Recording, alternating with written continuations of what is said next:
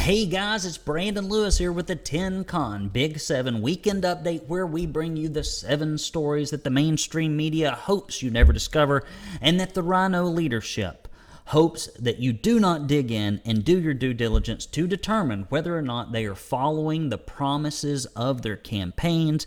This is Brandon Lewis, and I am the most hated man in Tennessee journalism because I bring a white-hot sword of truth. We are not here to regurgitate the lies of the corporate paymasters. We are not Democrats masquerading as journalists as we try to subvert and influence elections on behalf of those corporate paymasters. No, we are bringing you news that we know conservatives care about and that follow this radical right-wing agenda, which is basically what most Republicans thought about 5 minutes ago. Let's get into the stories. Giles County parents live in fear as would-be shooter allowed to return back to the classroom. ACLU and gay groups sue Tennessee for law that imposes increased penalties for HIV-positive prostitutes. There's a colorful nugget. Rupaul's Night of the Living drag show performed at the Grand Ole Opry and other venues in Tennessee with no age restriction on attendance. I bet Roy Acuff, Hank Williams, Little Jimmy Dickens, and everybody else are like, you know what we need more of in country music? We need men in panties shaking their nether regions at children. That is good old family entertainment. Broadcast that across the AM airwaves broad and wide. Tennessee City banned from enforcing common sense ordinances protecting children. Knoxville Cops Deputized to act on behalf of ICE, but they don't want to talk about it. I wonder why. Filing of foreign land sale in Loudon County prompts investigation. And finally, Knoxville man found guilty of aiding ISIS right here in the volunteer state. First, if you have not yet gone to Tennessee Conservative News and hit the subscribe button so that you can get our wonderful newsletter that is put together by Jason Vaughn each and every weekday, and it comes at 11:30 a.m. or thereabouts to keep you more informed than 99.99% of Republican primary voters in the state of Tennessee. If you care about what goes on in your state and local government, if you care about Tennessee being one of the last bastions for freedom in the world and in the United States of America, you must go there. You can also text NEWS, N-E-W-S, to 423-205-5600. And if you give one single solitary minuscule rip about conservative journalism marching on in Tennessee, as we are the only outlet that does it, I do strongly suggest and encourage you go to TennesseeConservativeNews.com/support and give till it hurts. And you can also mail your donations to P.O. Box 625, Signal Mountain, Tennessee 37377. I am going to try to set a land speed record on this, so you better hang on. I'm trying to get out the door to the Choices Banquet here in Chattanooga, Tennessee, which means I've got to take a shower, shave, and fit myself into a boys-sized suit so that I can get out and eat some chicken and other sides with other folks that want to protect sanctity of life here in Tennessee. Do go and follow us on Twitter, Gab, Getter, Truth, and MeWe. Anywhere else, the communist Gestapo has not turned us down or off or sent us many notices that we're being penalized for telling the truth. First story, Giles County parents live in fear as would-be school shooter allowed back in classroom. Giles County parents are living in a daily nightmare as a boy who threatened to shoot up his middle school last year has been allowed back in the classroom with students who testified against him in court. No hard feelings. When 9th graders showed up at Giles County High School for the first day of school, they found that the boy who had been arrested 16 months prior for threats of violence against the middle school was once again part of the student body. Students who had testified against that boy say that he made a list of students he wanted to kill, had a specific date in mind, and had practiced how he was going to carry out the crime. With the boy's appearance at the rural county's high school, along with these students, they believe he has even more reason to follow through with his plan. To make matters worse, the boy is previously charged with 5 counts of threats of mass violence on school property and 1 count of harassment, and has since been involved in a violent episode where he punched another student. In a bizarre turn of events, which we're dealing with public schools here, so is there any other kind, when parents spoke to the school district over their concerns with the situation, they were told that the blame fell at the feet of Republicans in the majority state legislatures. The Republican majority, rather, in the legislature. Many parents have chosen to pull their children out of school rather than have them become victims of retaliation. Frankly, probably in their best interest anyway.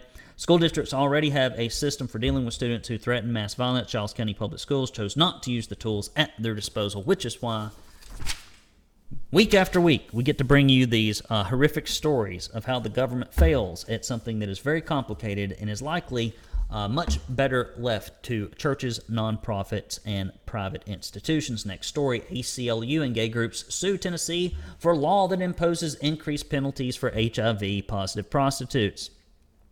Since 1991, Tennessee law has stated that a person who knowingly has HIV and, quote, engages in sexual activity as a business or is in an intimate in a house of prostitution or loiters in a public place for the purpose of being hired to engage in sexual activity would be charged with aggravated prostitution.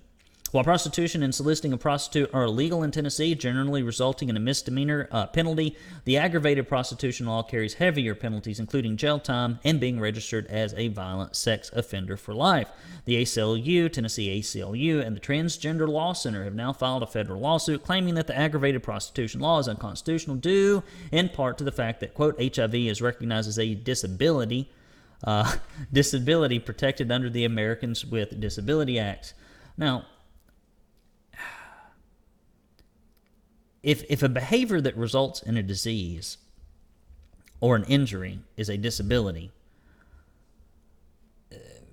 then every inconvenience, slight, or otherwise bad thing that you do through your decision-making, sometimes intentional or otherwise, it could be characterized as a disease as well. But the problem is, once you know that you have the disease, I suppose you have some kind of onus to make sure that you don't spread it around. It's amazing we have to pass laws like this at all. On with the story, the lawsuit was filed in Memphis on behalf of 4, quote, Jane Does and Out Memphis. According to the lawsuit, HIV is no longer the health concern it used to be. No big deal. No sweat off my nose. Just a little HIV. And can be prevented from the spreading and well-treated when contracted. It indicates that the penalties are disproportionate to the crime and is criminalizing people based on their HIV status. The argument is made that those engaging in prostitution will not seek HIV testing and subsequent treatment so as not to be held responsible for aggravated prostitution. I will tell you this, as a small business owner, there is a host of things that I'm personally responsible to do, and I can't just show up and say, well, I forgot to do those. I didn't know those. I don't want to suffer any consequences or penalties. You're in business, right? So if you're going to go into the prostitution business, you better get a prostitution coach and do that HIV testing. I don't know of one. There's probably one out there. A Tennessee ACLU staff attorney Jeff Preptit, that's what it says here. Jeff Preptit, that is an unfortunate name, says that Tennessee monies would be better spent on research and intervention in what he calls the HIV epidemic. So while the lawsuit claims that HIV is not nearly as concerning as it used to be, the lawyer on the case calls HIV an epidemic. You cannot have it both ways, Mr. Preptit. Come on. Next story. Rupauls, Night of the Living Drag Show, performed at the Grand Ole Opry and other venues in Tennessee with no age restriction on attendance. I wonder when the Grand Ole Opry is going to induct Rupaul as a member of the Grand Ole Opry. I'm sure it's coming right down the pike. I don't know what instrument Rupaul plays. Maybe a rusty trombone. I'm not sure. But nonetheless, on to the story. Last week, performances of Rupaul's Night of the Living Drag Halloween-themed drag show were performed in Nashville, Knoxville, and Chattanooga. And this week in Memphis, the drag show took place in venues that do not have any age restrictions, and the production company producing the show did not include an age restriction on the ticket sales. It is so funny that we passed these laws and Republicans slap themselves on the back, and yet when it comes time to enforce any of them, can't find them anywhere. Once the headline's been grabbed, the implementation is usually not present. One of the venues for the show was a Tennessee icon known for family-friendly and all-around wholesome world-class entertainment, the Grand Ole Opry House in Nashville. The show content is very sexual in nature, I'd say almost exclusively sexual in nature, with representations of nudity, BDSM, cannibalism, violence, and various sex acts. The issues around the legality of drag performances in Tennessee have been muddied by recent lawsuits in 2 counties, which have resulted in injunctions from both Shelby and Blount counties. AG Scrimeti has advised all other counties, despite rulings in the 6th District, the law is effective in all other 93 counties. He has also advised law enforcement that violations of what is being called the Adult Entertainment Act is still considered breaking the law. However, due to the 2 lawsuits currently in litigation, no law enforcement or in any of the other of the 93 counties will attempt to enforce the law until the Sixth Circuit Court decides on whether the new law in Tennessee is in fact inherently unconstitutional and would then be completely set aside. Now, there's a problem here with this and other things. We have this thing called separate branches of government going on. And I know that Republicans forget about it, right? Especially during the pandemic. They forgot that we had a legislative branch and a judicial branch, and they thought for some reason, because everybody was catching a really bad cold that had health implications, that they should no longer represent any of their constituents as a separate branch of the government in the General Assembly, as everyone was tortured throughout that period of time. Here's the issue. If you passed a law as a separate branch of government, you don't wait until another branch tells you that it's okay. It rests upon your shoulders to implement laws and then to make sure that those laws to the executive branch are enforced. We cannot exclusively and only be told what is and isn't the rule of law by unelected, in many cases, judges. And we need our Republicans to step it up. And during the interim, we need to be working on these things so that we can protect kids and common decency inside the state of Tennessee. Now listen, if you care deeply about what's going on in Tennessee, and if you're listening to this podcast and or watching this video, I know you do. You are in the thin red line of conservatives that actually care about freedom and other issues in the state of Tennessee. Check out my buddy Steve Abramowitz at the Mill Creek View Podcast Tennessee on the free speech platform like Rumble and iTunes and Spotify, wherever you get your podcast and or like to view things. Steve's CEO Special is a series focused on great American business owners doing good business and is now available entirely on its own on whatever platform you'd like to listen to podcasts. Steve also recently interviewed musician Alan Shacklock, 59-year-old football player Mike Flint, and friend of the Tennessee conservative Mark Pulliam, who discusses the TRP bylaws, which are a very moving target depending on how conservative you are and whether or not you're running against an incumbent or not. Open primaries, bona fide status, and other topics of interest to Tennessee conservatives. I'm going to go try to hurry over there and listen to that one. I was on Steve's podcast last week too. If you want to check that out, if you can't get enough of Brandon, and who can, then you can check in to Steve's podcast, and you will love it. And if you're interested in getting caught up in Washington State, Mill Creek View has a podcast hosted by Vincent Cavallari. What a good name. Go check out my friend Steve. Mill Creek View, Tennessee podcast. Next story. Tennessee City banned from enforcing common sense ordinances protecting children. U.S. District Court Judge Waverly Crenshaw Jr. made the decision on Friday to temporarily block the Murfreesboro ordinance related to, quote, community decency standards during the upcoming Borough Pride Festival scheduled to take place this weekend. Crenshaw's order will potentially expose children to more sexualized content during this year's festival. The city took action to update the standards in order to, quote, assist in the determination of conduct, materials, and events that may be judged as obscene or harmful to minors, after videos from last year's festival also reviewed by the city manager Craig Tyndall, somebody that actually stands up for kids and cares about it, unlike Judge Waverly Crenshaw Jr., who apparently wants little kids to see men's junk and panties waved in front of their face, which is generally what all of these pride parades devolve into. Why don't they go try to do this at senior citizens' places? Like, why do all the drag queens only want to be in front of kids? If you can't grow them, groom them. I suppose that is the direction that we're going in. In October of 2022, letter to the Tennessee Equality Project Foundation, responsible for organizing borough pride since 2016, Tyndall said that the festival, being promoted as family-friendly, and the permit application stated that the event was appropriate for all ages, was misleading, and that the application contained material misrepresentation. Tyndall banned this organization from further use of city property last year, saying the portion of the event in question, quote, contained conduct and speech of explicitly sexual nature, which almost all of these events do. There's not a whole lot that's not pretty randy at these things. Violated not only Murfreesboro City Code, but also Tennessee law. Earlier this year, the American Civil Liberties Union of Tennessee filed a lawsuit on behalf of TEPF, alleging that the city's ordinance violates the First Amendment rights and discriminates against those who identify as being gay. Next story. Knox Cops Deputized to act on behalf of ICE, but they don't want to talk about it. The Knox County Sheriff's Office continues to refuse to release records pertaining to their participation in a program geared toward immigration enforcement despite a judge's order to do so. The department was ordered to release the records when University of Tennessee at Knoxville professor Megan Conley won a records request case 4 years ago.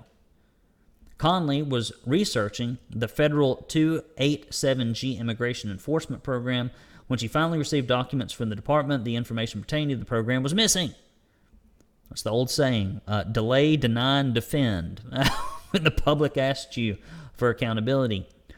After her original request in 2017, Knox County officials said under oath that the requested documents did not exist. Those documents include communication from federal authorities to former Sheriff Jimmy J.J. Jones. However, it has since been discovered that those documents do in fact exist. Now, would your government lie to you? Would your law enforcement agencies lie to you? Would your Republicans in leadership lie to you? Of course not, until they do, which is often when the lips are moving. Knox County became one of only 62 local law enforcement agencies in the country to participate in the 287G program in 2017. The program deputizes officers in order to allow them to act on behalf of immigration and customs enforcement, giving them the power to interrogate individuals who are suspected of lying about immigration status. We don't even do any of this anymore. This is ancient history.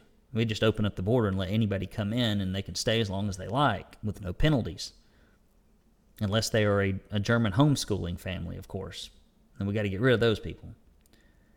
In exchange, the federal government provides the agency with funding and trainings. Interestingly, Tennessee state-level legislation that would have allowed local law enforcement to enforce the federal law and arrest anyone transporting, harboring, or facilitating the transport of illegal aliens into Tennessee failed in the Senate Judiciary Committee after former Republican Chairman Mike Bell and Senators Todd Gardenhire and John Stevens voted against it in 2022. So if you want to know why we continue to have this influx of illegal immigrants into Tennessee and then why Republican leadership won't do anything about it, you can look no further than Todd Gardenhire and John Stevens, two of the biggest illegal immigration sympathizers in Tennessee government.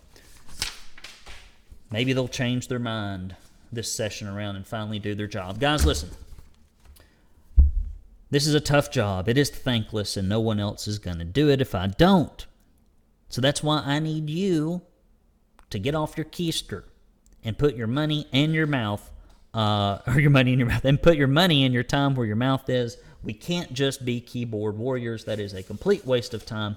And it does not really help anyone, but we are reaching more and more conservatives and bringing them into the know about what their government's actually doing so that we can get conservative legislation across the finish line and get conservative candidates in office, because we simply inform people about the records of the individuals as they try to legislate, dictate, and typically destroy much of what is good and refuse to repair any of the problems so that we can get some better folks in there. If you go to TennesseeConservativeNews.com/support, and if you give any amount, we will send you this Don't California, my Tennessee bumper sticker. We will send you this Stop Feeding the Rhinos bumper sticker. And we will send you this directory of mainly lukewarm Southern Democrats that also identify as Republicans, so that you can contact them when they try to, say, give illegal aliens professional licenses, which they've already done, or to make them police officers, which they tried to do last year, or killed any and all bills associated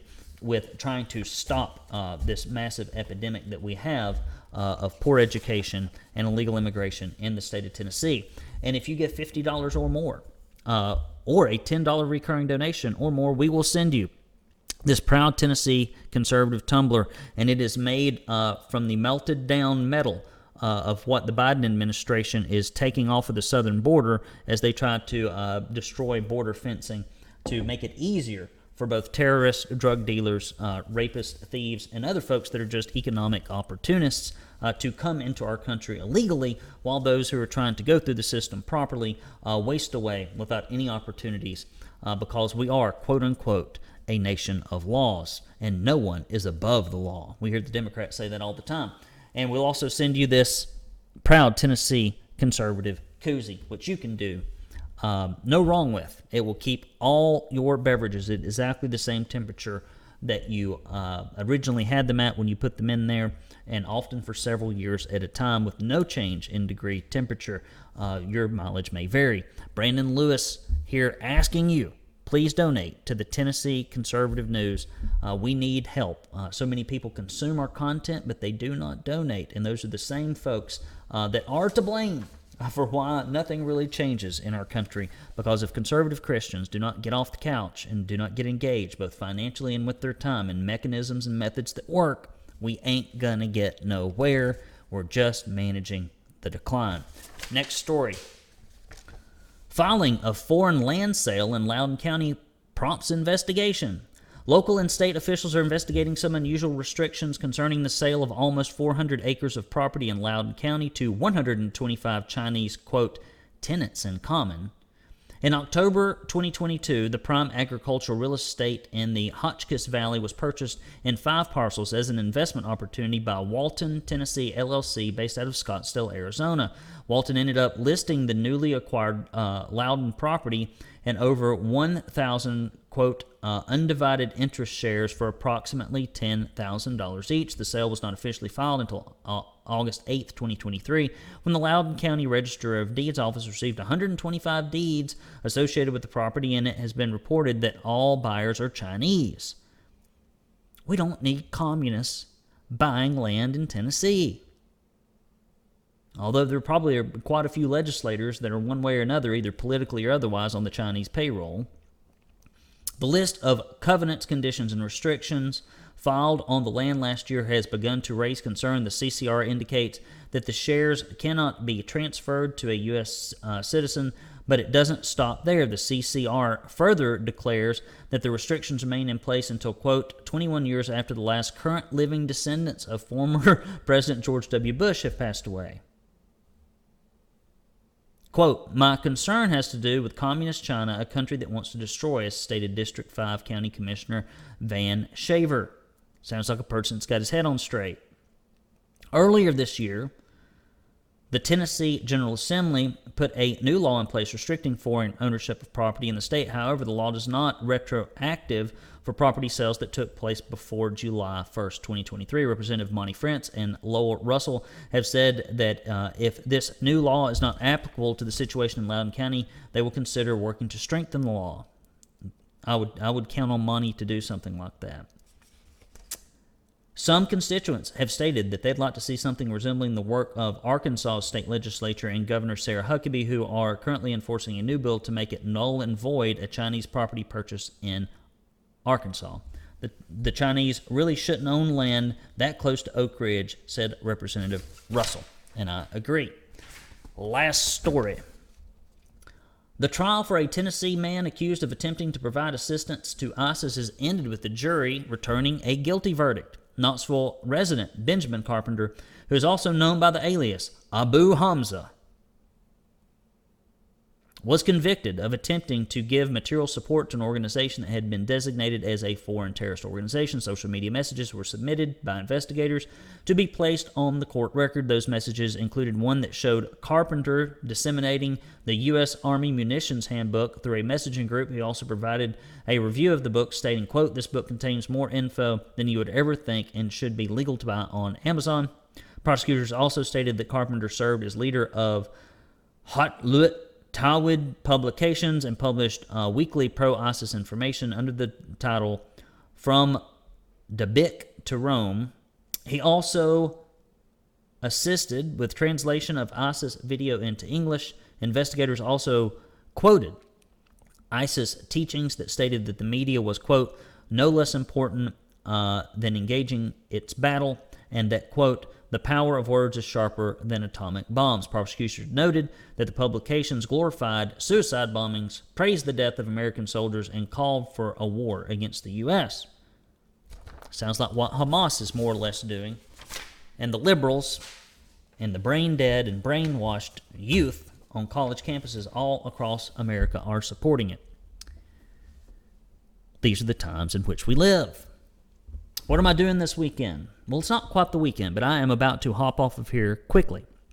And I'm going to go to a Choices Banquet, which is an organization that helps ladies who discover that they are pregnant find all the ways that they can navigate that unexpected pregnancy that includes making sure that the child has the best possible life, and that those options do not include killing it. And there are other organizations that is about the only option they want to put on the table, and they call it reproductive health, which, as we know, as Christians, and we read in Scripture that we are knitted together in the womb, and that God knew our name before we were born, and that He counts every hair on our head. He's having to count a lot less these days with Mr. Lewis. Now, if he counts the other hairs, there may be more, because they're all going south, right? I think they're all going south for the winter to my ears and my nose. But nonetheless, so I'm going there, and then tomorrow I've got to do some work, but I'm going to meet up with some old fraternity brothers, some old, some young, some new, for a lunch. I've got some work to do in my office off the hill here. And this weekend, it is my intention.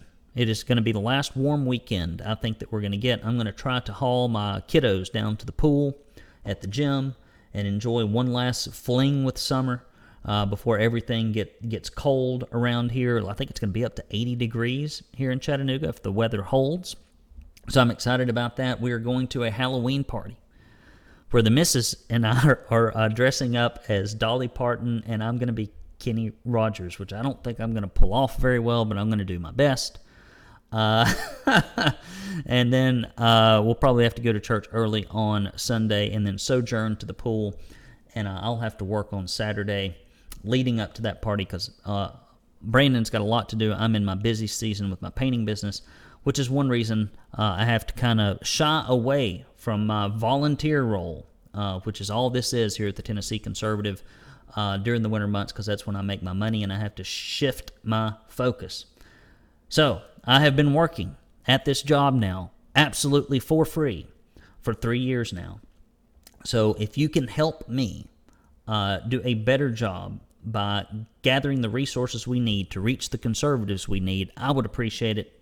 Go to TennesseeConservativeNews.com/support, hit that button, give until it hurts, mail in your folding money to P.O. Box 625, Signal Mountain, Tennessee 37377. The only reason, I'm telling you guys, the only reason I can tell you the unvarnished truth without reservation is because I don't worry about losing money, because I don't make any doing this to begin with. And I don't have to worry about Johnson & Johnson or Pfizer or Moderna or Coca-Cola or Woke Ford Motor Company or anybody else calling me up and saying, yeah, I really don't want you to support that or report that story about how we're fleecing the public and using the legislature to sell our products and services and to abscond with tax money, because that reflects on us poorly. We'd have to fire you as talent. We would have to say very strongly that if you didn't walk the company line that we would withdraw our advertising dollars. Because we are 100% grassroots supported, I can tell the truth.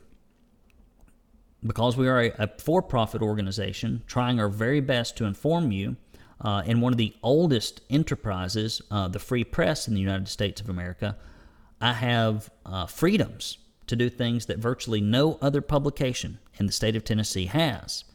And so if you want me to continue to be able to do that, the lifeblood of this organization is the finances.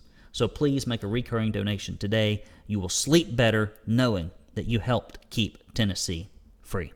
Love you guys. Mean it. I will talk to you next week in the 10 Con Big 7 Weekend Update. This is Brandon Lewis saying bye-bye for now.